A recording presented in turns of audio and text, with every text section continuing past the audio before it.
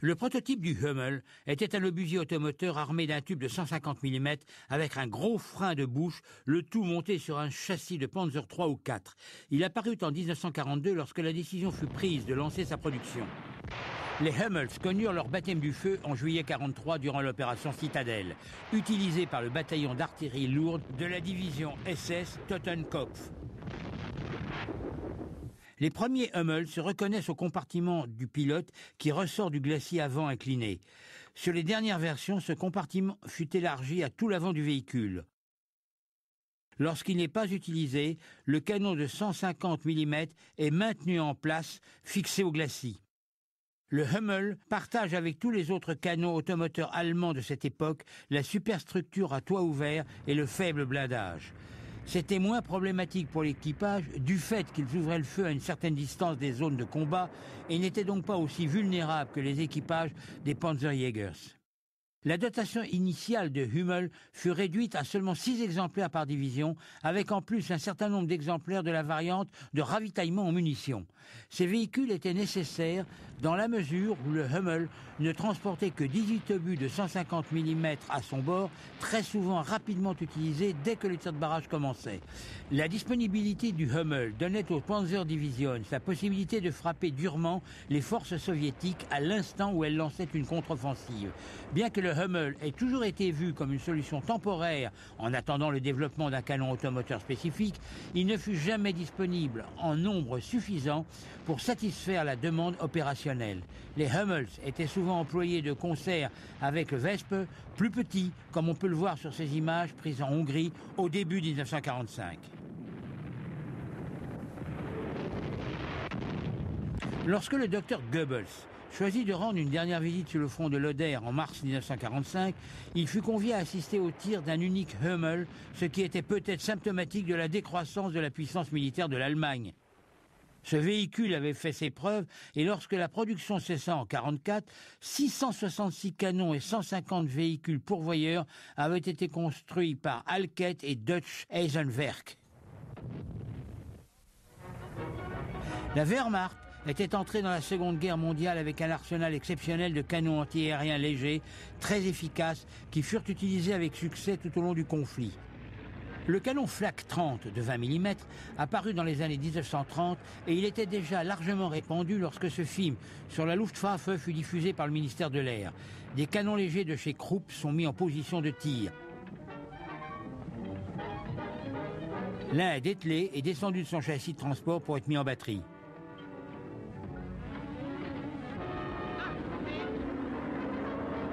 Le soldat qui porte le télémètre donne la distance alors que passent 2 avions au-dessus de lui. Le canon antiaérien est rapidement tourné sur son axe pour suivre les cibles que le tireur doit engager. 6 ans plus tard, la même procédure sera suivie un peu partout. Ici, la Flak tire sur les avions alliés au-dessus du détroit de Messine. Là, un artilleur fait le guet depuis un Flak-Whirling en Russie, un autre ouvre le feu sur les avions alliés qui le survolent en Italie méridionale. Et il est imité par un canon de Flak de 37 mm et par un autre de 20 mm. Ces 3 armes ont été utilisées par la Flak allemande jusqu'en 1945, de l'océan Arctique jusqu'à la mer Égée et du golfe de Gascogne à la mer Noire.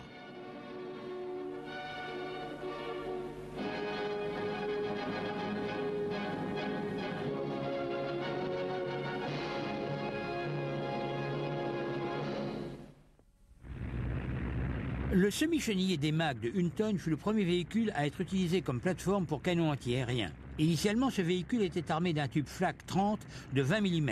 On le dénomma SDK-FZ 10-4, mais il fut ensuite supplanté par le Flak 38 et l'engin SDK-FZ 10-5.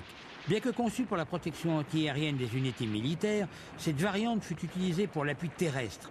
Le canon de 20 mm était idéal pour engager des positions fortifiées à l'aide de munitions explosives ou perforantes. Dans la première phase de la campagne de Russie, on découvrit que la Flak pouvait être utilisée pour pénétrer le blindage de nombreux modèles de chars russes dépassés technologiquement. Bien que les munitions fussent transportées dans 6 petites caisses attachées sur les côtés de la plateforme sur laquelle le canon était monté, la plupart des DMAG tractaient une remorque à 2 roues contenant des munitions supplémentaires. Un total de 7 hommes était nécessaire pour conduire l'engin, mettre en batterie et exécuter le tir. Le principal inconvénient de ce modèle était que l'équipage était totalement exposé au feu ennemi, le souci d'assurer un minimum de protection balistique aux occupants n'ayant pas été pris en compte avant un stade avancé de la production, à savoir l'installation d'un carénage blindé pour le pilote et d'un bouclier pour le canon. Hormis ces modifications, le Demag demeura inchangé et fut produit par de nombreux constructeurs différents jusqu'à l'arrêt de la production en 1944. 610 exemplaires avaient été construits. Il servit sur tous les fronts et fut de toutes les batailles jusqu'à la fin de la guerre. La Flakpanzer 38T était un engin conçu dans l'urgence en attendant de lancer un Flakpanzer plus sophistiqué. Alors que la supériorité aérienne de la Luftwaffe disparaissait aussi bien à l'est qu'à l'ouest, l'armée avait besoin de tous les moyens de défense antiaérienne disponibles. La Wehrmacht avait une propension à armer tous les châssis qui pouvaient l'être. Des camions standards tels que le Opel Blitz et le transport de troupes Horch furent modifiés afin de transporter des tubes de 20 mm, la plupart du temps utilisés pour l'appui terrestre.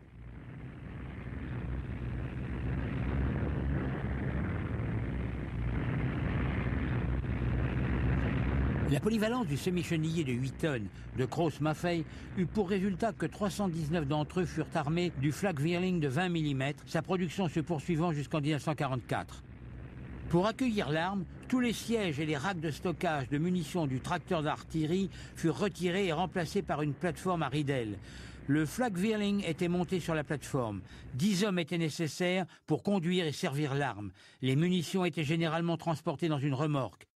La nécessité d'une protection minimum pour le pilote fut reconnue en 1943 et un carénage blindé installé. Un exemplaire de cette version tardive est visible ici à Budapest, début 1944. L'une des plus belles séquences montrant un semi-chenillé de 8 tonnes et un Flak-Vierling en action fut prise lors de l'opération Market Garden, la tentative avortée des Alliés de reprendre les ponts sur le Rhin à Arnhem en septembre 1944. Le caméraman a filmé un Flak-Vierling SS en train de tirer sur les parachutistes britanniques en descente et sur les avions qui les avaient largués. Les vols de ravitaillement ultérieurs assurés par des Sterling payèrent un lourd tribut à la Flak allemande parce qu'ils devaient voler relativement bas au-dessus des zones de largage. Beaucoup furent abattus. Les camions blindés servirent également de plateforme au Flak-Vierling.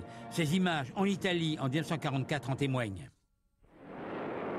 Sur les 3000 semi-chenillés de 5 tonnes construits, quelques 339 furent utilisés pour y monter le canon anti-aérien Flak 36 de 37 mm. Comme sur tous les semi-chenillés modifiés pour servir à la DCA, la partie transport de troupes fut remplacée par un plateau et des ridelles. Les munitions étaient transportées dans une remorque. L'arme était utilisée pour la défense anti-aérienne et pour l'appui terrestre. La plupart furent déployés sur le front de l'Est. Ces semi-chenillés de 5 tonnes servent avec les bataillons aériens de la 2e SS Panzergrenadier Division lors de l'avance du corps blindé SS au cours de l'offensive de Koursk en juillet 1943. Le semi-chenillé SD KFZ-7 de 8 tonnes fut adapté au transport du canon Flak 36 de 37 mm en 1943 lorsque la production du semi-chenillé de 5 tonnes fut arrêtée. L'ajout du canon porta le poids du véhicule à 11 tonnes 5. Les munitions pour le canon de DCA étaient transportées dans une remorque Sonder Anhäger 57, spécialement conçue pour transporter des obus de 37 mm. Le Flak 36 était un canon puissant, souvent utilisé en tir direct. La plupart des semi-chenillés vus dans cette séquence appartiennent à la Waffen-SS et en particulier au Flak Abteilung de la Leibstandart Adolf Hitler. Sur ces images, une des dernières machines de ce type est vue, ici à Rome, avec un carénage blindé. Ici, un Opel Moltir camouflé, transportant un canon de 37 mm en mouvement le long d'une route de Normandie. Aux actualités cinématographiques de mai 1943, on pouvait voir un exercice terrestre de la Luftwaffe en Russie, impliquant une unité complète de défense antiaérienne. L'intérêt réside dans la diversité des équipements employés. En dehors du Demag armé d'un canon de 20 mm, il y avait également un grand nombre de camions 4x4 Mercedes-Benz de 4 tonnes et demie. Le premier de ce détachement de canons de 88 mm semble n'avoir aucune difficulté à employer son tube aussi bien en appui terrestre qu'en arme anti-char. Le colonel Hans von Luth de la 21e Panzer Division se rappelle comment, en Normandie, il menaça de tirer sur un officier de la 16e division de la Luftwaffe car celui-ci ne voulait pas utiliser ses canons de 88 contre des chars lors de l'opération Goodwood.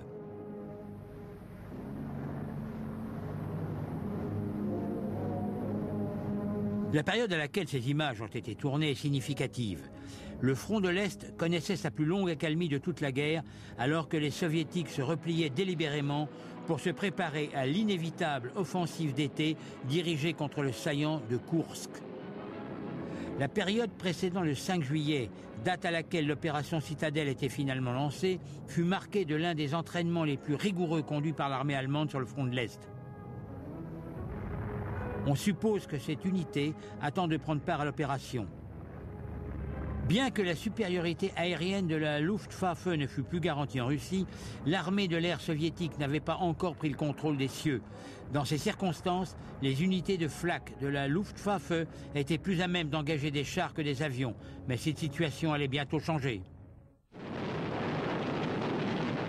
Les attaques aériennes soviétiques contre les formations terrestres allemandes et leurs lignes logistiques n'eurent jamais l'échelle et le degré de sophistication atteint par les Alliés en Europe occidentale.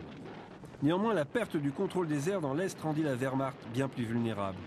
Au cours de cette période, les assauts aériens soviétiques augmentèrent. Alors que les défenses allemandes s'appuyaient sur des unités antiaériennes mobiles, la demande en véhicules de DCA capables de faire face à la menace s'intensifia. À l'ouest, la domination aérienne alliée était écrasante. À partir du débarquement, une vague d'opérations aériennes sans précédent vit les chasseurs-bombardiers alliés évoluer au-dessus de la France et des Pays-Bas, mitraillant sans relâche tout mouvement d'unités allemandes. Sur cet exemple typique, les P-38 Lightning et les P-47 Thunderbolt de l'US Army Air Force volent en rase-motte pour frapper des positions allemandes. En l'absence totale de la Luftwaffe, la Wehrmacht ne pouvait compter que sur la Flak pour se protéger. Mais il fallait toujours plus, et la Flak avait besoin d'engins mobiles entièrement chenillés. Il devenait également très clair que beaucoup d'avions alliés étaient maintenant bien protégés contre les munitions de 20 mm utilisées jusqu'alors par la Flak. De plus lourds calibres furent demandés et le 37 mm devint alors le standard requis pour abattre en plus grand nombre les appareils de la force aérienne alliée. De ces doléances émergea une nouvelle génération de Flak Panzer. Certains étaient des solutions provisoires choisies en attendant le développement de modèles plus puissants et sophistiqués. Des exemples tels que le Kugel Blitz et le Panther Coelian employèrent un calibre plus lourd et avaient une cadence de tir nettement plus élevée, mais aucun n'entra en service avant la capitulation du Reich en mai 1945. Le Wirbelwind apparut à la fin 1943 en tant que char anti-aérien basé sur le châssis du Panzer IV. Une tourelle spécifique protégée par 16 mm de blindage avait été prévue afin que l'équipage puisse servir le Flak Vierling de 20 mm tout en étant protégé. Des Wirbelwinds opérèrent près de la frontière allemande dans la région de Metz à la fin 1944, tirant sur des bombardiers américains. Une rafale de 20 mm tirée par des Wirbelwinds vient d'abattre un bombardier américain B-26. Seulement 86 Wirbelwind furent produits jusqu'en novembre 1944. À cette date, il fut décidé que le calibre de 20 mm n'était plus adapté à la lutte antiaérienne et que poursuivre la production d'armes de ce calibre était un gâchis de ressources. Le remplaçant du Wirbelwind fut l'Ostwind, qui utilisait un tube de 37 mm Flak 43 dans une tourelle similaire montée sur un châssis de Panzer IV. Le Flak 43 était également employé sur une autre conversion du Panzer IV avec une superstructure à 4 ridelles qui pouvait être dépliée pour le tir. Il était baptisé Möbelwagen, camion de meubles, pour des raisons évidentes. 240 de ces engins furent produits jusqu'en mars 1945. L'Ostwind et le Möbelwagen devaient être remplacés par le Kugelblitz, dont la tourelle était armée de 2 canons de 30 mm à haute cadence de tir, mais la guerre s'acheva avant qu'il n'ait pu être fabriqué en grand nombre. Entré en service dans les derniers mois du conflit, le Drilling était un semi-chenillé antiaérien basé sur les SD-KFZ-25D, armé de 3 canons de 15 mm issus de vieux stocks de la Luftwaffe et monté sur un affût placé à l'intérieur du compartiment d'un semi-chenillé. Les 3 canons pouvaient cracher jusqu'à 2100 coups à la minute. Ceux observés ici sont sur le front de l'Oder en mars 1945. Lorsque la guerre éclata en 1939, le canon de 88 mm dans ses différentes versions, à savoir les Flak 18, 36 et 37, constituait l'épine dorsale de la défense antiaérienne de l'Allemagne sur son sol et de la Wehrmacht à l'étranger. Dans son rôle initial de canon antiaérien, le 88 mm pouvaient tirer jusqu'à 15 obus, pesant chacun 9 kg toutes les minutes. Ce qui est démontré ici par un équipage de la Waffen-SS servant en Russie à la fin de l'été 41. Le suivi précis de l'avion et l'utilisation de télémètres permettent à l'artilleur de placer ses coups très précis près de l'avion ennemi. Dans cette séquence, ils utilisent également le Flak 30 de 20 mm de concert avec le 88 mm. Les obus touchent un bombardier russe, certainement un Tupolev SP-2, qui plonge et se désintègre durant son piqué final.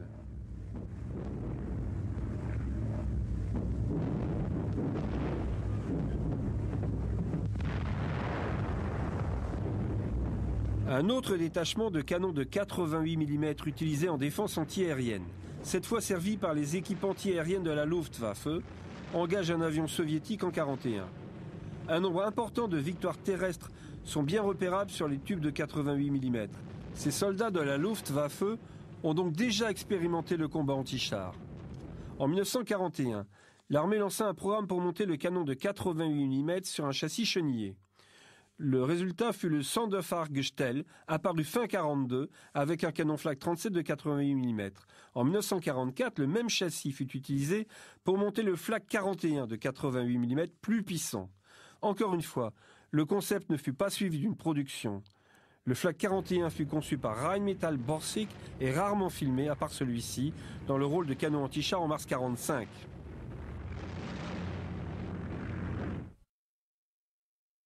Produit en secret afin d'éviter de tomber sous le coup du traité de Versailles, le mortier multitube devait rendre de grands services à la Wehrmacht durant la Seconde Guerre mondiale. Elle réalisa dès sa première utilisation l'impact psychologique de cette arme, de même que sa puissance destructrice. Le premier modèle qui entra en service en 1941 fut le Werfer de 150 mm à 6 tubes, monté sur un châssis de PA-438 qui pouvait effectuer un tir multiple toutes les 2 secondes.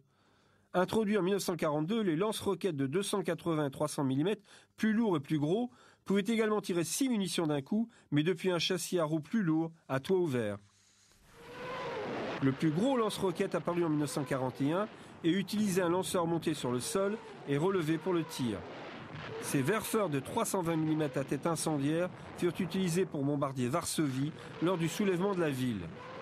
L'importance de ces armes pour la Wehrmacht peut se mesurer à l'augmentation des servants de Werfer, qui passèrent de 2000 officiers soldats en 1939 à 135 000 en 1945. Une telle expansion reflète l'efficacité de ces armes. Une batterie de 6 lanceurs de 150 mm pouvait envoyer dans le ciel une salve de 36 roquettes en 10 secondes, avec une deuxième suivant à 1 minute d'intervalle. Alors que la guerre progressait, les Werfer se regroupaient en grand nombre. Une brigade mixte de 384 lanceurs de 150 mm et de 325 lanceurs de 210 mm pouvait saturer une zone avec 6 tonnes de munitions en 5 secondes en répétant la manœuvre 1 minute plus tard. L'artillerie conventionnelle nécessitait 81 batteries pour obtenir le même effet. L'impact explosif de ces armes s'accompagnait de l'effet psychologique. Mais les Werfer n'étaient pas sans limite non plus. Leur utilisation si près de la ligne de front attirait le feu ennemi et les pertes parmi leurs servants étaient élevées.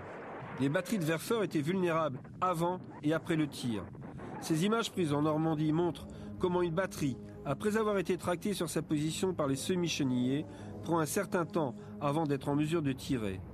Une fois le tir effectué, les flammes et la fumée laissée par les roquettes marquent la position pour les yeux perçants des observateurs avancés ennemis. En Normandie, les tirs de contre-batterie étaient très rapides.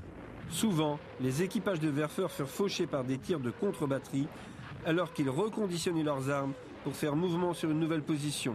Même si l'effet de ces nouvelles armes était indéniable, la Wehrmacht reconnut que pour accroître leur efficacité, elle devait rendre plus mobiles ses unités de Werfer.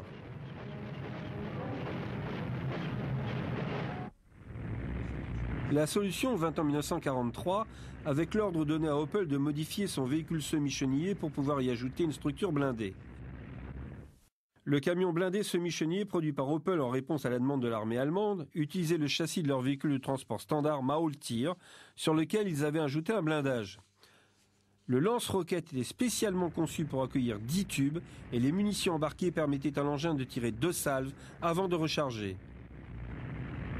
Des Maultiers de ravitaillement assumaient cette tâche. Opel fabriqua 300 de ces Panzerwerfer et 289 véhicules de ravitaillement. Une batterie de 8 Panzerwerfer pouvait tirer 80 roquettes en 20 secondes.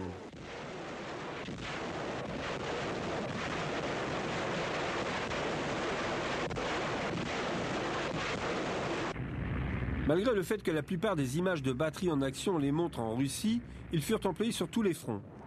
Beaucoup de véhicules furent détachés des brigades de Panzerwerfer lorsque besoin s'en faisait sentir. La capacité des batteries de Panzerwerfer à progresser au sein de formations blindées et d'être employées de concert avec des détachements d'artillerie autopropulsés était particulièrement importante à partir de la fin 1943. Les Panzerdivisions étant devenues des brigades de choc, fonçant d'une zone du front à une autre pour contrer les percées soviétiques. Leur disponibilité, leur capacité à effectuer un tir de barrage dévastateur sur l'ennemi avant de lancer une contre-attaque était un atout militaire inestimable. Le précurseur du Panzerwerfer était le semi-chaudier SD-KFZ 251, équipé pour transporter 6 roquettes de 280 ou 320 mm dans un cadre en bois ou en métal, démontables fixés sur les côtés du véhicule. Les premiers emportaient 50 kg d'explosifs et les seconds 50 litres de napalm. Les recharges étaient transportées dans le véhicule. En opération, ils fonctionnaient plutôt comme des Panzerwerfer, excepté la méthode de tir moins efficace et le plus faible nombre de roquettes tirées.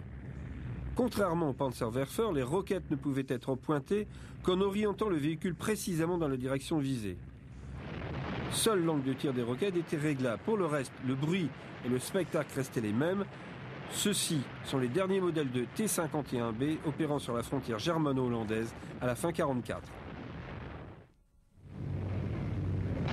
Le mortier de 600 mm fut la plus grosse arme jamais montée sur un engin chenillé. On le voit ici bombarder Varsovie lors du soulèvement d'août 1944. Le plus gros obus avec ce mortier pesait 2 tonnes 17.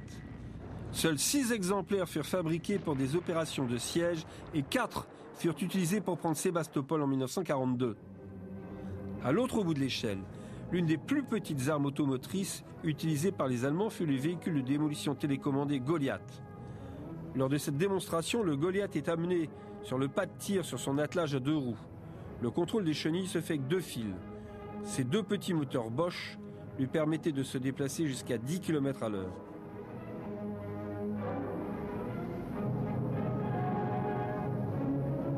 Depuis sa position, l'un des soldats étudie la cible. Ici, un canon automoteur russe Su-85 capturé. Le Goliath est lancé et dirigé vers sa cible. Filant à travers le sol gelé, il est dirigé à côté de l'engin soviétique. La cible et le Goliath sont détruits par la charge explosive embarquée par ce dernier. Durant 6 années, l'armée allemande employa un large panel d'armes autopropulsées, allant des trains blindés et des tueurs de chars aux mortiers lourds,